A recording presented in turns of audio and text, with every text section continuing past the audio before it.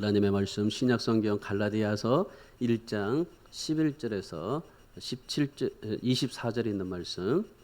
자, 우리 같이 읽습니다. 형제들아, 내가 너희에게 알게 하노니 내가 전한 복음은 사람의 뜻을 따라 된 것이 아니니라. 이는 내가 사람에게서 받은 것도 아니요 배운 것도 아니요 오직 예수 그리스도의 계시로 말미암은 것이라.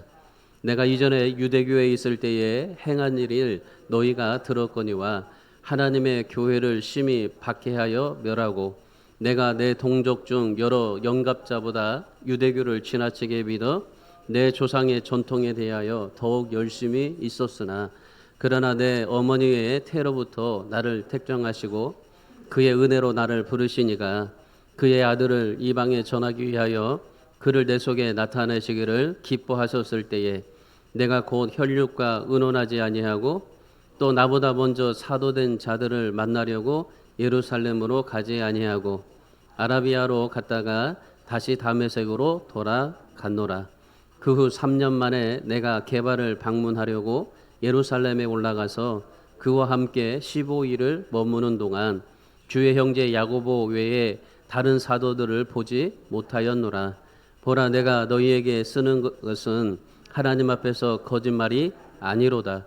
그 후에 내가 수리아와 길리기아 지방에 이르렀으나 그리스도 안에 있는 유대의 교회들이 나를 얼굴로는 알지 못하고 다만 우리를 박해하던 자가 전에 멸하였던 그 믿음을 지금 전한다 함을 듣고 나로 말미암아 하나님께 영광을 돌리니라. 아멘. 요즘 경제도 어렵고 또 시대도 악하고 모든 것이 참 힘든 그런 세상을 지나고 있습니다. 마치 이제 예수님이 재림하실 것 같은 그런 느낌을 받는 그런 우리 인생을 살고 있는데 요즘 뭐 사람들을 좀 만나면요 적지 않게 태풍에 관한 이야기들을 많이 합니다. 지금 계속적으로 태풍이 뭐 11호, 12호, 13호, 이제 14호가 지금 올라오고 있는데 뭐 13호 태풍을 통해서 포항에 엄청난 그런 수해를 또 내지 않았습니까? 또 태풍이 12호를 통해서 또 많은 그런 강남에 있는 그 영향으로 해서 강남에 막 침수되고 이런 일들을 많이 겪다 보니까 지금 뭐 태풍 때문에 복구도 안 됐는데 다시 또 태풍이 온다고 생각하니까 굉장히 사람들이 염려스럽게 걱정하는 것들을 많이 보게 됩니다. 늘 그 태풍 얘기는 하는데 뭐 평상시에 태풍이 온다 그런 얘기하지만은 생소한 단어들을 써요. 지금까지 겪어보지 못했던 태풍이다. 이제 그런 얘기들을 하니까 왠지 모르게 태풍이 오면은 겁이 나는 그런 인상을 좀 받게 됩니다. 뭐 여기 이쪽에는 뭐 서울, 인천, 경기 쪽에는 그렇게 지장이 없겠지만은 그 남부 지방에 보면요 굉장히 심각하더라고요. 저번 주에 남경산 기도원에 집회를 갔을 때 그때도 태풍이 왔었잖아요. 태풍이 왔는데도 불구하고 그런데 뭐 괜찮았었어요. 그럼에도 그 영향이 어떻게 될까 굉장히 심히 걱정하는 것들을 보게 됩니다. 13호 태풍이 뭐 정말 이 남부 지방을 부산, 포항 이쪽 정말 모든 것을 다 뒤집어 놓을 것 같잖아요. 근데 지금 14호 태풍도 올라오고 있습니다. 이 14호 태풍을 보면은 이제 나무가 뽑히고 뭐 집, 차들 뭐 넘어지는 건 대수롭게 뭐 그렇게 이제 강력한 태풍으로 변해서 온다고 하는데 지금 뭐 이 9월 달인데도 불구하고 예전에는 9월 달이 되면 태풍이 그렇게 오지 않았잖아요. 8월 달에 좀 왔었지. 근데 지금 이제 태풍이 뭐 9월 달이건 10월 달이건 상관이 없습니다. 이제 우리나라뿐만 아니라 전 세계가 그 온도차, 이 기온차로 인해서 이제 태풍이 생길 수밖에 없는 현상이 되어져 버리고 있다는 거죠. 근데 이런 태풍 가운데서도 그 나무들이 이렇게 막 뽑히고 가지가 끊어지고 뭐 이러잖아요. 그런데 이 태풍 가운데서도 절대로 뽑히지 않는 나무가 있다고 합니다. 그 나무가 뭐냐면은 대나무라고 그래요. 대나무. 이 대나무는 어떤 태풍이 와도요, 뽑혀지지가 않는다고 그래요. 근데 대나무가요 참 연약한 나무입니다. 굉장히 약해요. 이 대나무를 여러분이 보시면 알듯이 대나무 안에가 어때요? 다 텅 비었잖아요. 그래서 우리는 그 대나무 밥을 지어 먹습니다. 그 통이 비어 있으니까 이 대나무가 그 안에가 비어 있고 그리고 굵기도 어때요?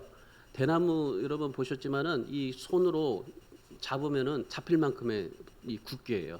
그러니까 제일 큰 것도 이 손뼉 한 뼘도 안 돼요. 그러면 이 대나무 이렇게 뭐 대나무 정도밖에 되지 않는데, 근데 보통 보면은 나무가 뭐 요렇게 굉장히 크지 않습니까? 근데 대나무는 작습니다.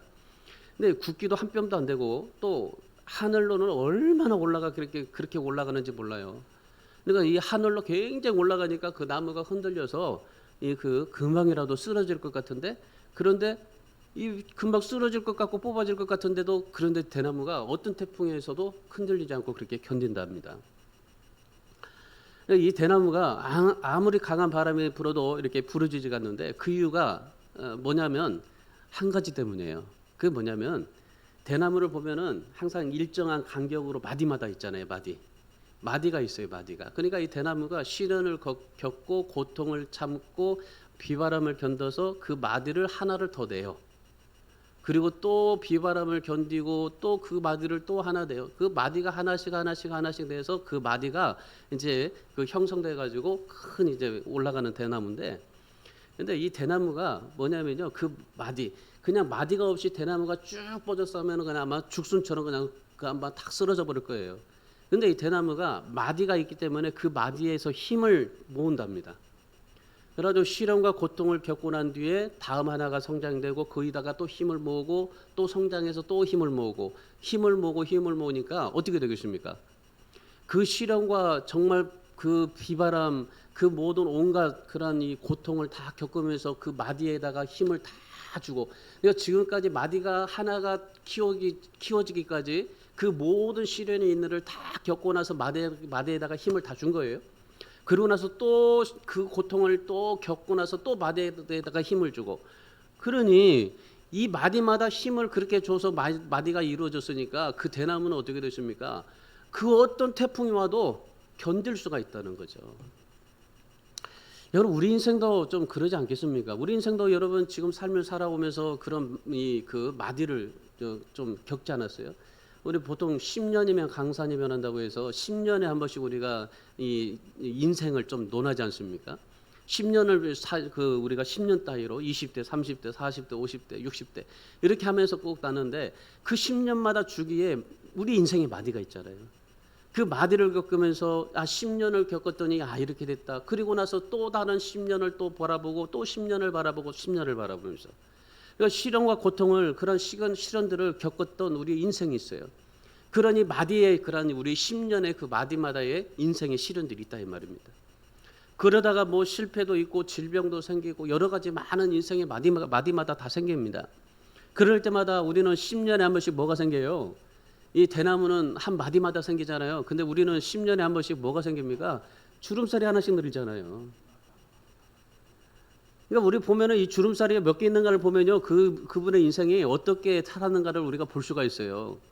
우리가 뭐 보통 그래서 뭐 여자분도 주름살 없어 보려고 보톡스를 맞고 뭐 여러 가지 많은 거 하지만은, 그런데요, 이 미마에 주름살 없앤다고 그게 안 보이잖아요. 이 목에 있는 걸. 그러니까 이게 우리 인생이 이런 그 살다 보니까 이런 마디마디 하나 인생을 겪다 보니까 이 주름살이 늘어가는 거예요. 여러분, 그런데 우리가 사실 이 마디마디가 참 힘들어요. 인생의 10년의 주기를 보면서 우리 인생이 참 어렵다고 생각하는데, 힘들다고 생각하는데, 그런데 우리 인생이 힘들다고 생각하지만은, 그런데 우리의 인생의 그 마디가 우리의 삶을 강하게 만들어준다는 겁니다. 그리고 우리 인생을 성장하게 만들어준다는 겁니다. 여러분의 인생의 고통의 10년이 정말 나에게는 뼈아프고 너무나 생각하기도 싫고 정말 내게 힘들지만, 그러나 그 힘들었던 인생의 10년이 여러분을 성장시켜주고 여러분의 삶을 강하게 만들어준다는 것을 여러분 좀 한번 생각해 보십시오. 그러니까 여러분 인생에 뭐 이런 마디 주름살이 있다고 여러분 낙심할 거 없습니다. 뭐 마디가 우리가 뭐 어떤 우리 마디가 어떻게 생기든지, 내 인생에 주름살이 어떻게 생기든지, 뭐 여러분 이 마디가 없으면요 사실 쉽게 부러집니다. 예수님도 보면은 주름살이 생기잖아요. 하물며 예수님마저도 주름살이 생기는데, 인생에 마디가 있는데 30년을 살았지만은 그 30년의 인생에서 마디가 있어요. 제 인생 그 예수님의 최고의 인생의 마디가 뭐예요? 십자가에서 죽는 거. 그러니까 우리가 인생에 이 마디 주름살이 없다고 뭐 그렇게 없는 사람 뭐 부러워할 거 없습니다. 이 또 한 가지 생각해 보면은 이 마디가 없으면 쉽게 부러질 수 있다는 것도 우리가 좀 한번 생각해 보세요. 근데 이 마디를 통해서 우리가 정말 인생이 인생다워지고 사람다워지고 그리고 하나님 앞에 정말 믿음의 삶을 살아갈 수 있다는 것이 얼마나 감사한지 몰라요. 오늘 본문의 말씀해 보시면은 사도 바울이라는 사람이 나옵니다. 이 사도 바울의 인생도 보면요, 이런 인생의 고비고비마다 이런 이 마디가 있었어요. 오늘 이 본문의 말씀은 사도 바울이 자신의 일대기를 고백하고 있는 말씀입니다. 그러니까 자신이 지금까지 살아왔던 모든 것에 대해서 말씀하는데 마치 이 말씀이 이 사도 바울의 자서전과 같은 그런 말씀이에요. 오늘 본문의 13절 14절의 말씀해 보시면은 이렇게 고백합니다. 사도 바울이 13절에 보시면은 이 바울이 어떤 사람이었냐면 자기는 끔찍한 일을 저질렀던 사람이었다라고 그래요. 무고한 사람을 여러 사람 죽이고 뭐 그렇게 살인자가 되었고 더 많은 사람들을 옥에 가두기 위해서 얼마나 열심히 예수 믿는 사람들을 붙잡고 쫓아가려고 했나. 그 마음속에 증오가 가득했고 그 증오를 해결하기 위해서 수많은 종교적 행위에 열심히 했다고. 그래서 할례와 율법을 중수하면서 정말 그렇게 삶을 살았다고 고백하고 있습니다. 그리고 14절에서 뭐라고 말합니까? 바울이 다른 유대교의 영갑자들보다 앞서 나갔다고 그래요. 그러니까 자기가 정말 유대교를 믿기 이전에 그 유대교 사람들 그런 사람보다도 더 앞서가기 위해서 애썼다는 겁니다. 유대교의 선봉에 서서 기독교에 대한 반감을 조장하고 교회를 박해하고 회심하기 이전에 이 바울이 그렇게 삶을 살았다. 오늘 13절 14절에서 이 사도 바울이 자기 인생을 그렇게 고백하고 있는 겁니다. 실제로 사도 바울이 그런 우리 성경을 보면 그런 삶을 살지 않았습니까? 그 당시에 뭐 유대교에 있을 때 그리고 유대교를 지나치게 믿었다. 이게 여기서 13절 14절에서 좀 강조하고 있는 메시지가 뭐냐면은 유대교라는 그런 이 강조를 좀 해요. 그 당시 유대교는 이 바벨론 포로 이후에 생긴 그런 종교입니다. 그러니까 그 이전에 우리가 유대인 하잖아요. 구약 시대 때 유대인들 이스라엘 백성들. 그러니까 이스라엘 백성들이 뭐 유대교 뭐 이렇게 얘기하고 뭐 여러 가지 우리가 말을 하지만은 여기서 이 사도 바울이 믿었던 유대교는 이 구약 시대의 유대인들과 맥락이 같이 하지만은 그런데 구약 시대의 유대인들이 믿었던 신앙 그게 아니에요. 그러니까 예수님께서 오시기 전에 중간 시대가 있었어요. 이스라엘이 망하고 포로로 잡혀갔어요. 그리고 포로에 잡혀가서 다시 돌아왔습니다. 그리고 나서부터 예수님이 오시기까지의 중간 시대인데 이 시기에 생겨난 게 바로 유대교입니다. 그래서 우리가 모세 율법이라고 해서 유대교는 모세가 창시자인가라고 그렇게 얘기 많이 하잖아요. 근데 사실상 이 모세는 모세의 율법을 통해서 유대인들이 믿었던 신앙이었던 거고 유대교는요 창시자가 에스라라고 그래요. 보통 이제 우리가 모세라고 말을 하죠. 근데 실제적으로 사건은 에스라부터 시작이 돼요. 유대교가. 이스라엘 민족이 바벨론 포로에서 이제 바벨론 포로로 끌려갔습니다. 그리고 이 바벨론 포로로 끌려가 가지고 그들이 어떤 이 유대 사상에 팽배해진 사상 하나가 있었어요. 그러니까 바벨론 포로가 되기 이전까지는 벌써 유대 사상이었었어요. 그러니까 유대 뭐 교라고 말할 수도 있겠지만은 근데 그 당시에 뭐 유대교가 특별하게 그렇게 드러나진 않았기 때문에 모세의 율법을 통해서 그들이 그 하나님을 믿었기 때문에 유대 사상이라고 우리는 말을 합니다. 이게 유대 사상이 유대 사회에서 팽배해진 그 사상 하나가 있었는데 뭐냐면 야, 왜 우리가 이렇게 지금 이 꼴이 됐냐 이거예요. 그러니까 이 유대인들이 바벨론 포로가 돼가지고 그 바벨론 포로에서 왜 우리가 이렇게 됐냐 이 말이에요. 왜 예루살렘이 무너지고 왜 이 예루살렘 성전이 불타버리고 그래서 우리가 이렇게 포로가 돼가지고 지금 바벨론에 와 있느냐 이거예요. 그러니까 이 사상이 너무나 그들의 삶 속에 팽배해졌어요. 그래서 다시 돌아가고 싶다라는 그런 그 시온주의라고 생기고 그리고 또 이제 거기서 하나님 앞에 예배하고 거기서 정말 모든 것을 포기하고 예배하고 하나님 앞에 정말 감사하고 삶을 살아가는, 그래서 이 바벨론의 털을 잡고 이제 살아가는 사람도 생기게 되었고 여러 가지로 삶을 살았습니다. 그러면서 그들이 그런 왜 우리가 이 포로가 되었느냐라는 그런 생각 속에서, 그 사상 속에서 뭘 생각했냐면요, 결론은 우리가 하나님의 말씀에 불순종했기 때문이다. 우리가 이렇게 포로가 된 것은 하나님의 말씀에 불순종했기 때문이다. 그러면 다시 우리가 회복되려면 어떻게 해야 될까? 말씀으로 돌아가야 된다.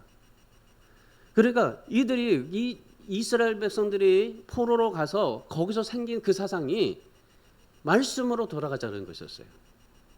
말씀으로 돌아가자고 해서 그래가지고 거기에서 말씀으로 돌아가자고 생각하니까 그 말씀으로 돌아가기 위해서 제일 가고자 원했던 사람이 누구냐면 에스라였었어요. 그래가지고 이제 이스라엘 백성들이 바벨론 포로에서 이제 다 해방이 되고 예루살렘으로 이제 다시 귀국을 합니다. 그래서 포로에서 귀환한 많은 서기관들이 무엇을 연구했냐면요, 성경을 모았어요. 그 당시에 성경이 두루마기로 쓰여졌습니다. 우리 같이 뭐 성경책에 있는 게 아니라 이 성경책이 그냥 두루마리로 쭉 펴가지고 마치 우리나라 한지에다가 글씨 쓰는 것처럼, 그래가지고 이 두루마기로 해가지고 두루마기로 몰아가지고 그 다음에 그걸 보관하고 있었어요. 실질적으로 이제 전해오는 그런 이야기, 이런 성경에 관해서. 그래 이 두루마기를 가지고 기록했는데 이 두루마리가 한 곳에 모아놨으면 좋았을 텐데, 근데 그 한 곳에 모아놓지를 못해요. 여러 곳에 다 흩어져 있던 거예요. 그래가지고 포로에서 귀환하게 가지고 서기관들이 뭘 했냐면요, 두루마리 성경을 모았어요. 두루마기 성경을 모아가지고 그 다음에 뭐 했냐면요, 그거를 집대성한 겁니다. 그래도 지금 우리 구약 성경 39권이 그때 생긴 거예요. 그러니까 이 포로에서 돌아와가지고 말씀을 다 이제 두루마기를 모아가지고 그들이 이제 이 말씀이 하나님의 영감이 있다 어쩌다 해가지고 모든 것을 다 파악하고, 그리고 난 뒤에 구약 성경을 만든 거예요. 뿐만 아니라 이 성경을 모아놓고 뭐 했냐면은 이 성경의 말씀을 해석하기 시작한 거예요. 그러니까 이 말씀을 해석하는데 어떻게 해석했냐면 그 말씀대로 그냥 그대로 해석하면 될 텐데 이 말씀을 재해석하는 거예요. 이 재해석하면서 그때 에스라가 이제 그 포로에서 귀환해가지고 이 모세의 율법을 재해석한 겁니다. 그 전에는 어떻게 살았어요? 이 이스라엘 백성들이 모세가 준 율법을 가지고 삶을 살았잖아요. 모세가 준 율법을 가지고 그들이 그냥 모세 율법의 모든 것을 비춰서 삶을 살았던 거예요. 그리고 나서 뭐 했어요? 이제 모세 율법 이후에 이제 여러 선지자들이 다 나와서 이제 성경을 기록했잖아요. 그러니까 그 성경에 관한 모든 것들을 이제 다 이제 받아놓고, 그러고 나서 이제 에스라가 뭘 시작했냐면은 모세 율법을 재해석했어요. 그래서 찾은 게 뭐냐면은 613가지의 계명을 재해석했어요. 그러니까 모세 율법 속에는 613가지의 계명이 있더라. 그러면서 그 365가지는 하지 말라. 그리고 246가지는 해라. 그러니까 이 에스라가 그 모세 율법을 가지고 뭘 했냐면요, 하지 말라와 하라 이거를 구분한 거예요. 그래 613개의 계명을 가지고 360가지는 해라. 그리고 246가지는 하지 말아라. 하라. 하지 말라 하라. 그렇게 한 거예요. 그래가지고 이 말씀을 재해석해 가지고 그때 나온 게 유대교라는 게 나온 거예요. 그러니까 유대교가 613개의 계명으로 맞춰 놓은 거예요. 그래서 유대교는 613개의 계명을 지키는 겁니다. 근데 우리가 알아야 될 게 이스라엘 보면은 유대교가 있고 이슬람교가 있고 그리고 전통 유대인들이 있어요. 저도 요르단에 한번 그 단기 선교로 2주간 갔다 왔는데 거기 보면요 유대교는요 우리 그리스도인들을 철저하게 배격해요. 근데 그 유대인들은요 정말 얼마나 정말 그 섬김이 아름다운지 몰라요. 아브라함이 지나가는 사람 데려다가 소 잡고 말 잡고 고기 주고 뭐 그렇게 대접버렸잖아요. 마찬가지예요. 그 진짜 전통 유대인들은요, 우리 가면요 들어와가지고 막 정말 이 닭도 잡아주고 와서 밥 먹고 가라고 하고 그리고 와서 기도해달라고 그러고 얼마나 그렇게 친절하고 얼마나 그렇게 사랑스러운지 몰라요. 그러니까 지금도 그 이스라엘의 유대인들은요 그걸 그렇게 삶을 살아요. 그러니까 유대인들이 이런 613개의 계명을 재해석해가지고 지금 유대교로 이제 출발한 거예요. 사도 바울이 이 유대교에 빠진 거예요. 유대교에. 그러니까 우리가 여러분이 성경을 볼 때 유대교와 유대주의를 여러분이 잘 보셔야 돼요. 그러니까 유대교 이 613개 계명을 가지고 살았던 유대교에 빠진 거예요. 그래서 이 유대교에서 뭐가 나와요? 이슬람이 나온 거잖아요. 사도행전 2장 22장 3절의 말씀에 보면은 이 그 사도 바울이 뭐라고 얘기하냐면은 나는 유대인으로서 길리기아 다소에서 태어났고 23살에 그 당대 최고의 율법 대학이었던 가말리엘 문화에서 엄격한 그런 율법을 받았다고 그렇게 고백합니다. 그러니까 사도 바울은 한마디로 이 유대교를 너무 지나치게 믿어서 그리고 조상들이 따르던 전통을 따르고 이 조상들이 따르는 전통은 뭐겠어요? 모세가 말한 율법에 하나님께서 말씀하신 그 율법에 의해서 따르지 않고 그 율법을 재석해 가지고 따르는 그 조상들. 그래가지고 그 조상들을 따르고 예수님을 대적하고 수많은 영혼들을 죽이면서 삶을 살았다. 이런 사도 바울이 예수 그리스도의 종이 되고 이방인의 선교사가 되고 정말 2000년대에 가장 영향력 있는 복음의 사람이 될 수 있었는데 여러분 이렇게 사도 바울이 이런 사람이었는데 어떻게 해서 정말 하나님의 종이 되고 하나님 앞에 정말 믿음으로 간증을 남길 수 있는 사람이 되었을까? 오늘 본문의 말씀에 보면 자신이 내가 어떻게 이렇게 하나님의 종으로 이방인의 선교사가 정말 영향력 있는 믿음의 사람이 되었느냐 3가지를 얘기합니다. 여러분 오늘 이 말씀을 통해서 우리 사도 바울의 믿음을 통해서 우리도 정말 하나님 앞에 믿음의 간증을 남기는 사람이 되려고 한다면은 이 3가지를 여러분이 잘 한번 기억해 보시기 바랍니다. 첫 번째는 뭐냐면요. 예수님을 인격적으로 만나야 되는 겁니다. 오늘 보면 15절 말씀 보십시오. 15절에 그러나 내 어머니 때로부터 나를 택정하시고 그의 은혜로 나를 부르시니가 그의 아들을 이방인에 전하기 위하여 그를 내 속에 나타내시기를 기뻐하셨다. 여러분 참 이 말씀이 정말 도저히 믿기 힘든 겁니다. 하나님을 거절한 사람이 오히려 하나님을 대적한 사람이 정말 그 악을 저질렀던 사람이 살인자의 바울이 어떻게 하나님께서 택하시고 은혜를 베풀어 주셨다는 말일까요? 이 사도 바울이 얘기하는 것은 내 어머니 때로부터 나를 택정하셨다고 그래요. 어머니 때부터 나를 택정하셨고 그리고 다메섹에서 하나님의 은혜로 나를 부르셔서 그리고 내가 이렇게 되었다. 왜요? 이방의 이 복음을 전하기 위해서. 그리고 또 한 가지 뭐예요? 내 속에 주님을 나타내시기를 기뻐하셨다. 하나님께서 이 사도 바울을 이미 어머니 뱃속에서부터 나를 택정하셨고 그리고 하나님의 은혜로 나를 부르셨는데 그 부르신 은혜가 두 가지였다는 거죠. 하나는 이방인의 선교사가 되기 위해서 또 한 가지는 내 속에 주님을 나타내기 위해서 부르셨다는 겁니다. 은혜를 베풀어 주셨다는 겁니다.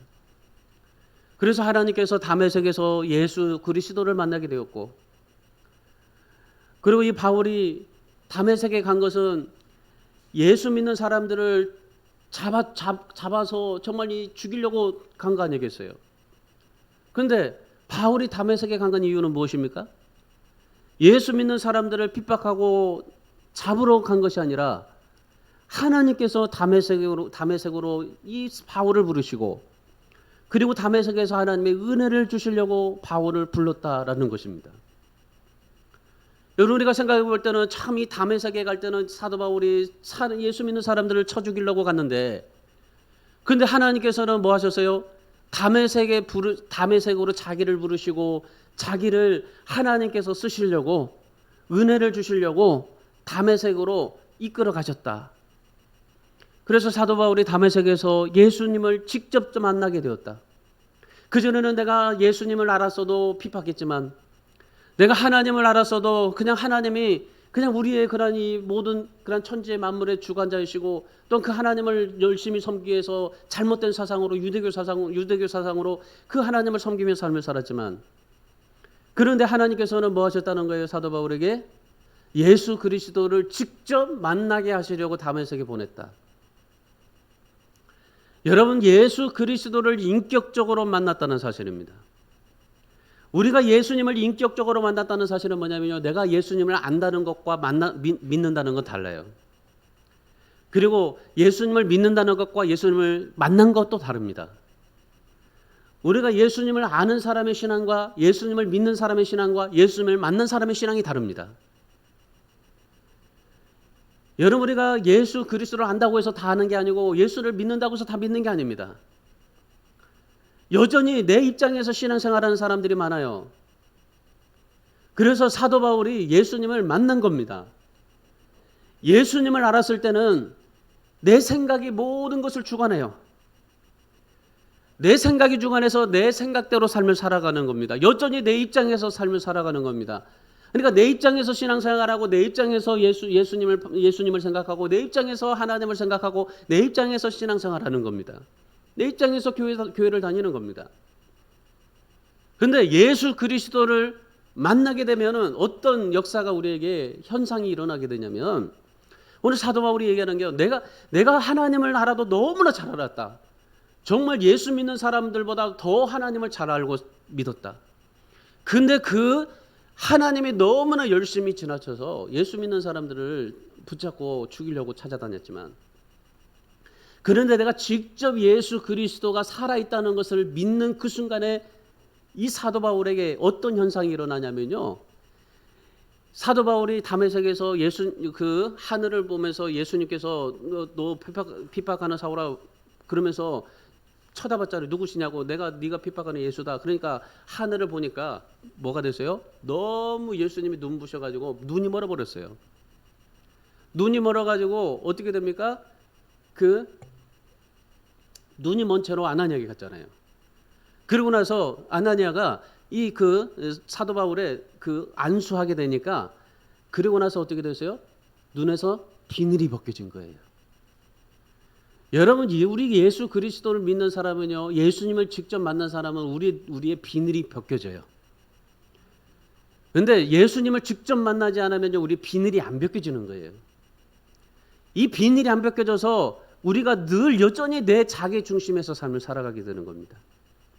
여러분, 우리가 신앙생활하면서 중요한 게 바로 이겁니다. 예수님을 인격적으로 만나셔야 되는 겁니다. 그리고 내게 육신적인 비닐이 다 벗겨져야 되는 거예요. 그러면 뭐가 됩니까? 영안이 열려서 새로운 믿음이 우리에게 주어지는 겁니다. 내가 예수를 믿었을 때 내게 주신 믿음이 있어요. 그러나 내가 예수를 직접 인격적으로 만났을 때 나에게 주시는 새로운 믿음이 우리에게 있는 겁니다. 그 믿음으로 살다 보니까 내가 어떤 핍박이 와도, 환난을 겪어도, 고통이 와도 참고 인내하고 감사하고 기뻐하고 모든 것이 하나님의 뜻으로 여겨지고 하나님 앞에 순종하게 되는 삶을 살아가게 되는 겁니다. 이게 예수 그리스도를 만난 사람의 특징인 겁니다. 왜요? 육신의 비닐이 벗겨져 있기 때문에. 육신의 비닐이 벗겨져서 사도 바울이 어떻게 됐어요? 사도 바울이 육신의 비닐이 벗겨지니까 그때 만났던 그 예수 그리스도를 보게 되었고, 그리고 그 예수 그리스도의 삶을 살아갈 수 있게 되었던 것입니다. 여러분, 비늘이 벗겨지지 않으니까요, 사도 바울이 어때요? 예수 믿는 사람들을 여전히 핍박하고 다녔어요.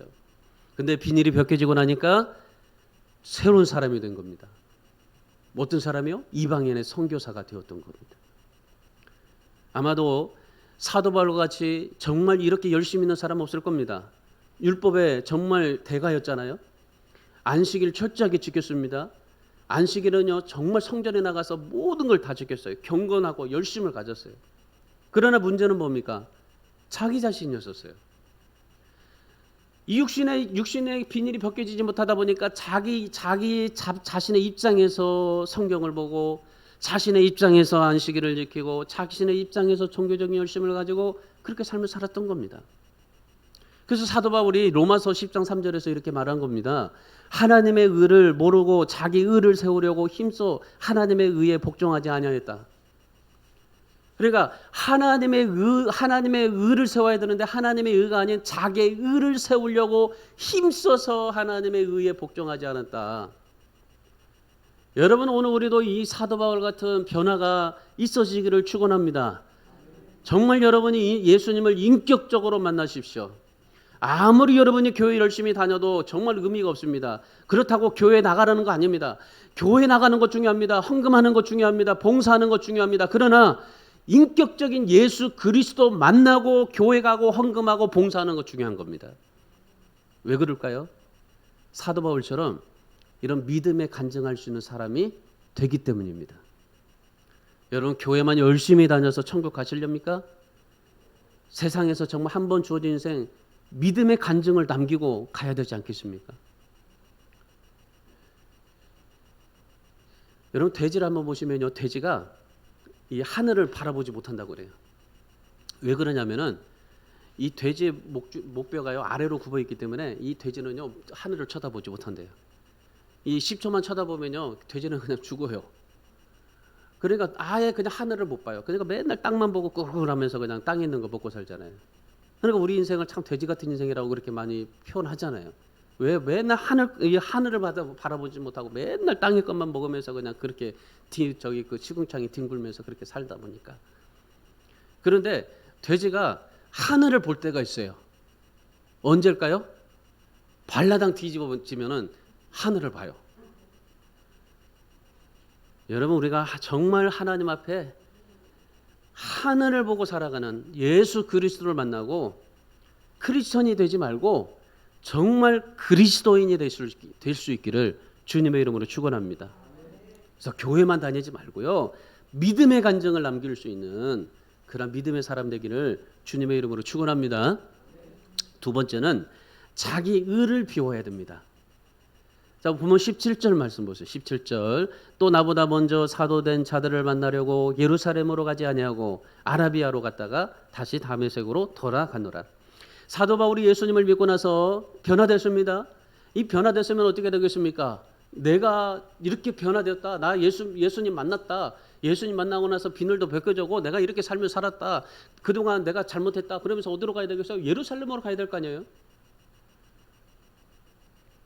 그리고 자기가 정말 그렇게 열심히 섬겼던 유대교로 가서 내가 이렇게 변화됐다라고 말해야 되지 않겠습니까?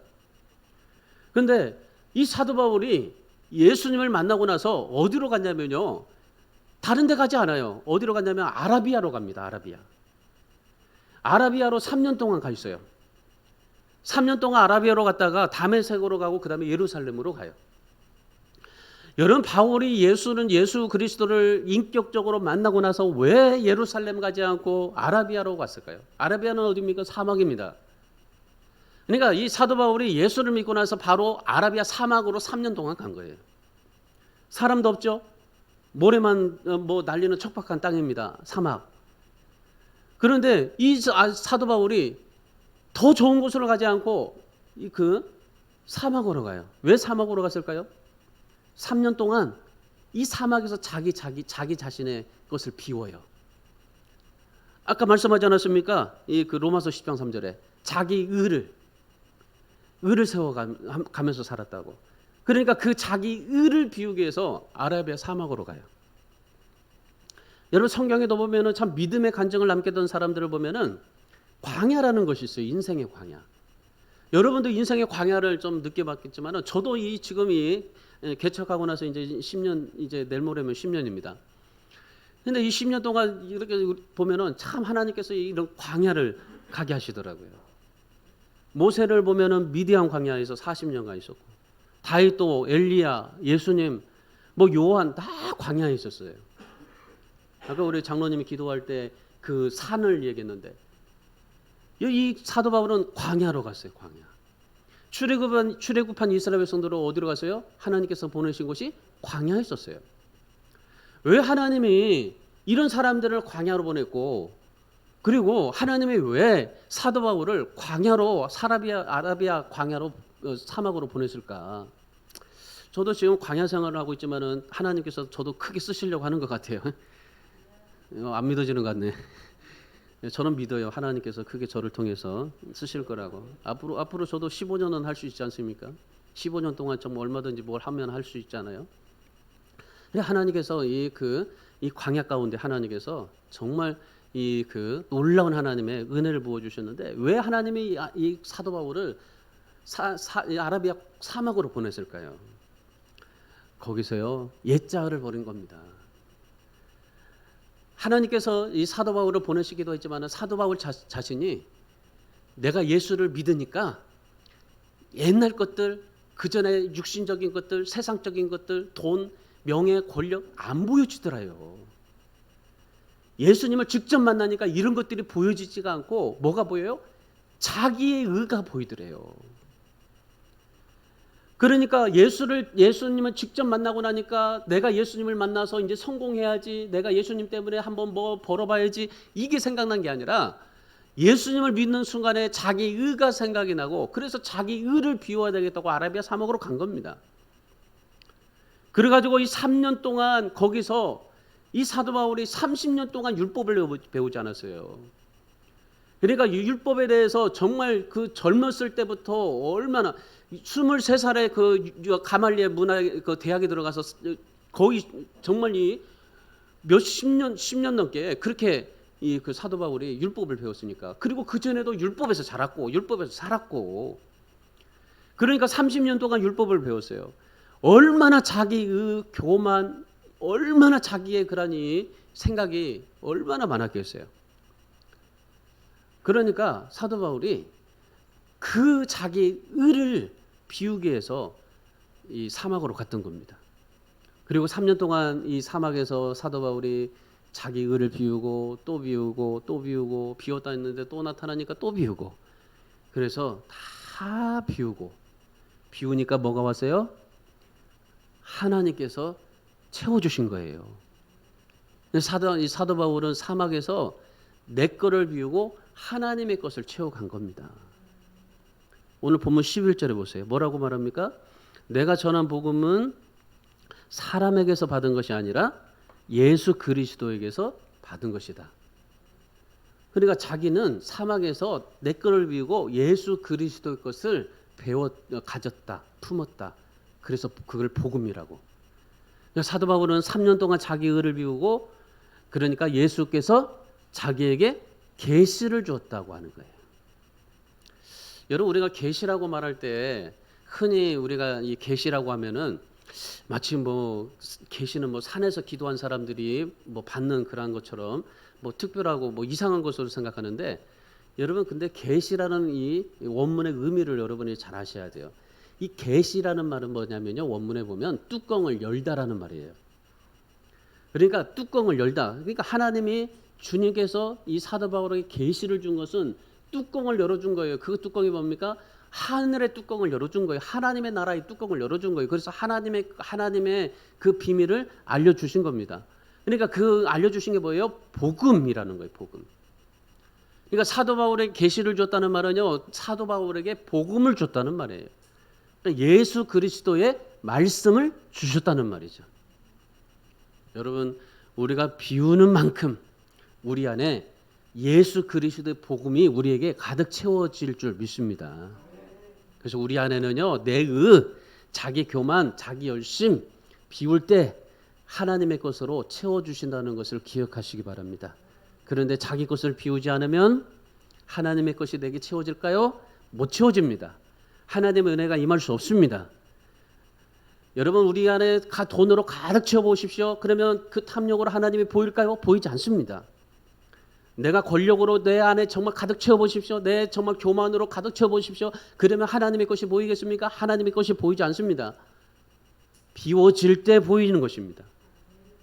내 거라는 것을 비워질 때 하나님의 은혜가 부어지고 성령의 기름 부어주시고, 그리고 예수께서 우리에게 계시 복음을 우리 안에 보여주시게 되는 것입니다. 그래서 여러분, 우리가 인생을 살면서 뭐 여러 가지 실패도 있고 뭐 연약함도 있고 고통도 있고 많은 어려움들이 많습니다. 저도 뭐 정말 굉장히 어려움을 많이 겪고 살았지만은, 근데 저는 항상 그렇게 생각해요. 내가 이렇게 연약할 때마다 나의 연약함이 곧 하나님에게는 강합니다. 나의 연약함은 하나님께 강합니다. 내가 비우면 하나님은 무한하게 나를 채워주신다. 여러분, 우리의 실패가 곧 하나님에게는 성공이라는 것을 아시기 바랍니다. 나에게 실패, 나에게 고통은요, 하나님에게서는 성공이에요. 왜요?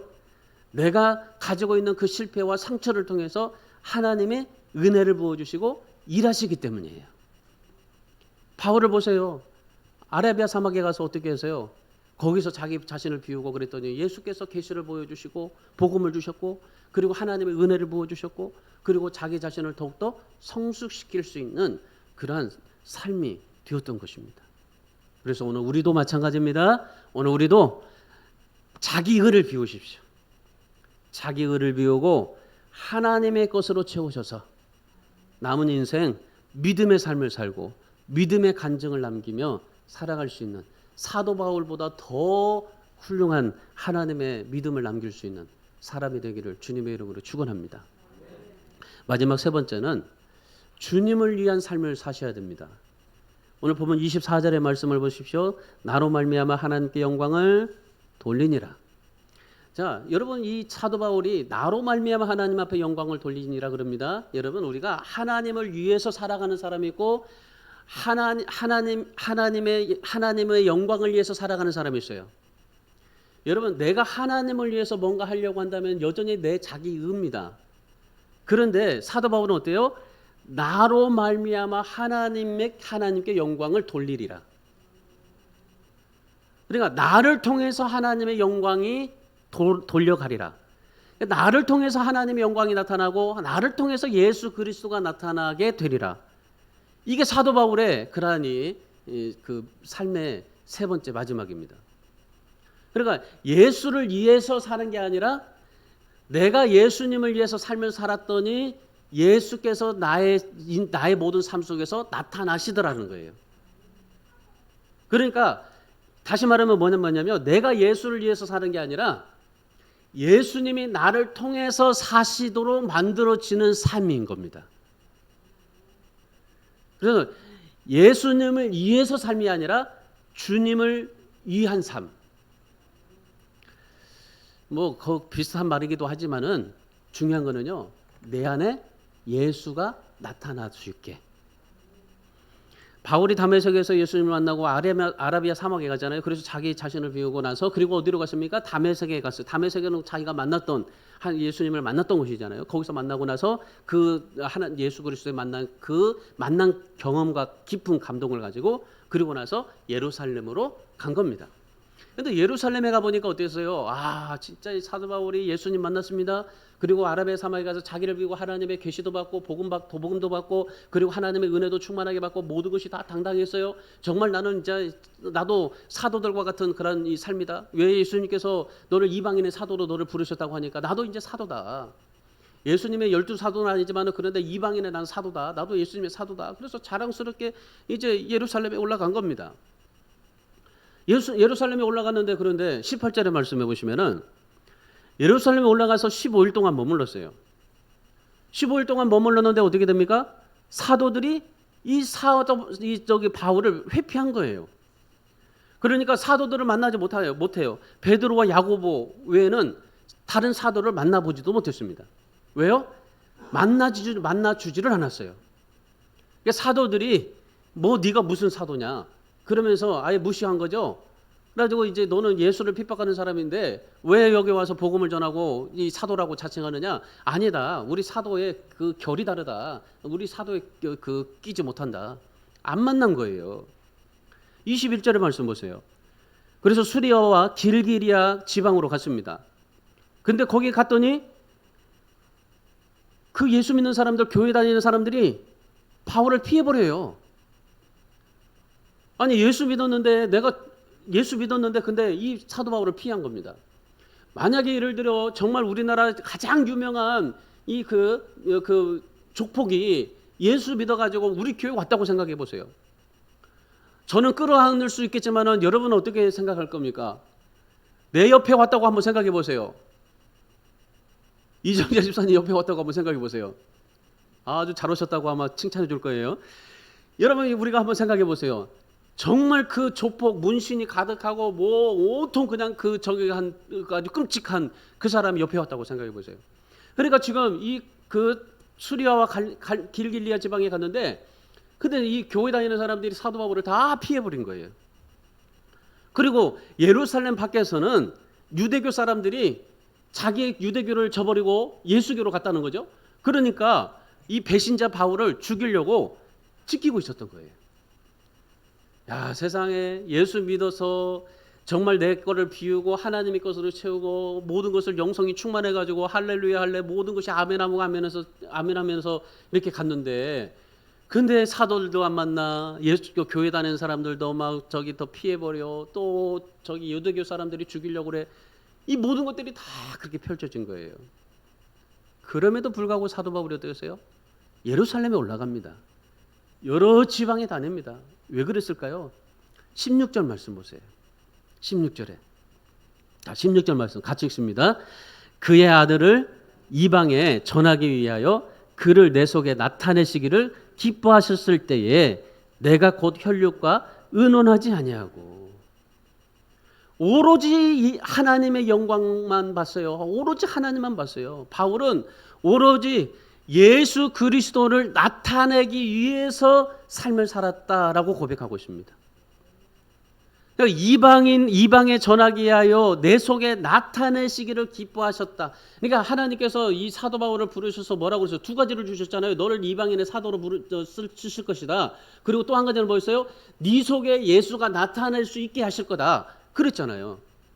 그러니까 사도 바울이 정말 열심히 모든 것을 다 했지만은 그 뭐예요? 사도 바울 속에서 예수를 나타내기 위해서 하나님이 사도 바울을 부르셨다. 그러니까 사도 바울이 철저히 그걸 지켜요. 내 속에 예수가 나타내기를 위한 삶. 그 삶을 살아요. 그러니까 이게 그의 삶의 목적이 되어버린 거예요. 사도 바울은 예수님을 머리로만 알고 믿지 않았어요. 우리는 머리로 믿고 삶을 살아갈 때가 많은데 이 머리로 믿지 않고 뭐 했어요? 하나님의 은혜에 반응해서 말과 행동으로 나타나서 그대로 내 속에 예수 그리스도가 나타나시기를 기뻐하시는 하나님의 그 모습을 상상하면서 하나님 앞에 영광을 돌리며 삶을 살았던 겁니다. 결국 여러분, 하나님의 은혜로 살아가는 자들은요, 내 자신의 삶을 통해서 하나님을 드러낼 수 있게 하시는 겁니다. 이게 은혜 받은 사람의 모습입니다. 진짜 은혜 받은 사람은요, 내가 예수를 위해서 어떻게 삶을 살겠다라고 하는 것이 아니라 내 안에서 예수가 나타나시기를 위해서 삶을 살아가고 그것으로 하나님께 영광을 돌리기 위해서 살아가는 사람입니다. 오직 하나님을 기쁘시게 드리기 위해서 사도 바울이 살았다. 그렇게 16절에서 고백하고 있습니다. 그래서 어떤 사람이 뭐 나를 반기지 않아도, 뭐 죽이려고 해도, 고난이 와도, 불이익이 당해도, 내가 실패를 해도, 내가 뭐 정말 빚더미에 쌓아서 길거리에 앉는다 할지라도, 그런데도 사도 바울은 그냥 예수 그리스도의 복음을 위해서 살고자 싶었던 거예요. 내 안에 예수를 나타내고 그로 인해서 하나님이 기뻐하셔서 영광을 받으시겠다는 그 이념 하나에 그냥 사도 바울이 삽니다. 그래서 자기 인생을 모든 걸 다 그렇게 바쳐서 하나님 앞에 삶을 삽니다. 그래서 사도 바울이 10절의 말씀해 보시면은 내가 사람을 좋게 하랴 하나님께 좋게 하랴, 내가 사람에게 기쁨을 구하랴, 내가 정말 지금까지 사람의 기쁨을 구했다면 그리스도 종이 아니다. 오직 하나님께만 삶을 살았다라는 것입니다. 여러분, 여러분이 살면서 인생에서 어떤 것이 무엇이 일어나느냐 중요하지 않습니다. 여러분 인생을 살면서요, 내가 어떤 일이 일어난다, 무엇으로 살았느냐가 중요한 겁니다. 어떤 믿음으로 살았느냐가 중요한 겁니다. 여러분, 구원의 역사는 내 마음속에 그리스도가 나타나는 거예요. 이게 구원의 역사예요. 찬송가에 뭐라고 말합니까? 세상은 간데 없고 나도 없고 구속한 주만 보이다. 이 사도 바울이 오직 내 안에 주님만 보이더라, 나타내더라. 그래서 20절 말씀에 사도 바울이 뭐예요? 바울 사도의 일생의 삶의 모토가 바로 이거입니다. 20절에 뭐라고 그래요? 보라, 내가 너에게 쓰는 것은 하나님 앞에서.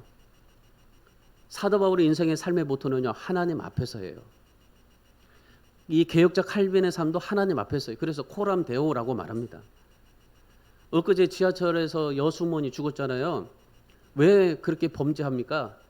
아무도 보지 않는다고 생각해서 가서 그냥 죽인 거예요. 근데 아무도 보지 않을까요? 하나님이 보고 계시잖아요. 여러분, 오늘 저와 여러분은 하나님 앞에서 어떻게 삶을 살아가고 있습니까? 내가 하나님 앞에 무엇을 했느냐가 중요한 게 아니에요. 내가 하나님 앞에서 믿음으로 무엇을 했느냐, 이게 중요한 겁니다. 미국의 대통령 중에 부시 대통령이 있습니다. 좋은 가문에서 태어났습니다. 부잣집에서 정말 성공하면서 삶을 살아갈 수 있는 모든 배경이 다 됐습니다. 뭔가 좀 부족해요. 이 부시가 말도 어눌합니다. 실력도 없습니다. 고등학교 때 영어 시험이 늘 뭐 A, B 맞아본 적이 없고 그냥 늘 C 밑에예요. 그러니까 부모 덕분에 예일 대학은 들어갔어요. 근데 대학은 들어갔지만 그 인생이 어때요? 술과 마약으로 지냅니다. 40살에 텍사스에서 오일 사업을 하다가 실패를 했어요. 그래가지고 내 인생 부모가 나에게 뭐 잘해준다고 해서 뭘 부리고 있냐. 그래서 그냥 자살해보려고 그랬습니다. 자살하려고 하는 그 순간에 빌리그레암 목사님을 만나게 된 거예요. 빌리그레암 목사님 만나가지고 그러고 나서 복음 듣고 예수 그리스도를 영접하고 안수기도 한번 해줬더니 그 사람이 변화가 된 거예요. 그러고 나서 어떻게 됐습니까? 미국의 43대 대통령이 된 겁니다. 그가 어디를 가든지 무엇을 하든지요, 어떤 인생을 살았냐고 고백하냐면은 하나님 앞에서 믿음의 삶을 살았다고 고백을 한 겁니다. 우리 사랑하는 성도 여러분, 우리 인생에요 하나님의 은혜, 이 은혜를 빼면요 우리는 정말 남는 것이 없습니다. 그야말로 시체입니다.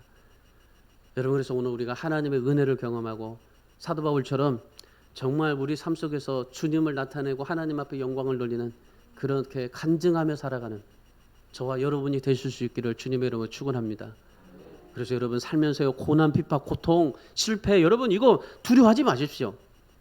이게 여러분의 마디가 될 겁니다. 이 마디가 되어서 나를 성장시키고 그리고 믿음을 세워주시고 하나님께서 더 큰 하나님의 정말 믿음 있는 사람으로 우리를 만들어 주실 겁니다. 그래서 여러분 한번 주어진 인생 나를 위해서 살지 마시고 자기 의를 위해서 살지 말고 주님을 나타낼 수 있는, 그래서 하나님께 영광 돌릴 수 있는 그런 삶을 살아갈 수 있기를 주님의 이름으로 축원합니다. 그래서 오늘 사도 바울의 세 가지만 기억하십시오. 예수님 인격적으로 만나고 자기 의를 비우고 그리고 정말 주님을 나타내는 그러한 하나님께 영광을 돌리는 일을 하겠다. 그렇게 살면서 여러분도 간증을 남기고 살아가는 그런 정말 복된 우리 모든 성도들이 다 되시기를 주님의 이름으로 축원합니다. 기도하겠습니다. 우리 각